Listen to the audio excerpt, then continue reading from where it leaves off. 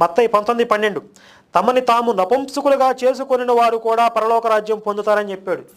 ఇది ఒక special offer. నపుంసకులుగా చేసుకుంటే కూడా పరలోక రాజ్యంకి వెళ్ళిపోవచ్చు అని చెప్పాడు.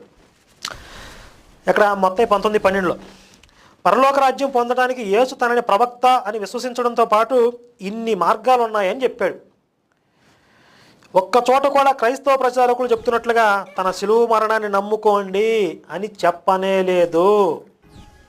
అంటే యేసు దృష్టిలో యేసు శిలువ మరణాన్ని నమ్ముకోవటం, పాపుల కోసం రక్తం కాల్చడం, ఈ చండాలం అంతా ఏమీ లేదు.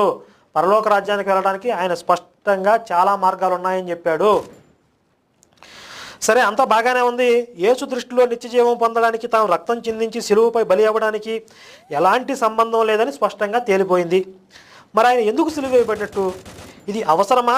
నెట్టుకు వచ్చిన తప్పనిసరి పరిస్థితి. కొన్ని చోట్ల యేసు నేను పాపుల కోసం చనిపోతున్నాను అని అనిపించే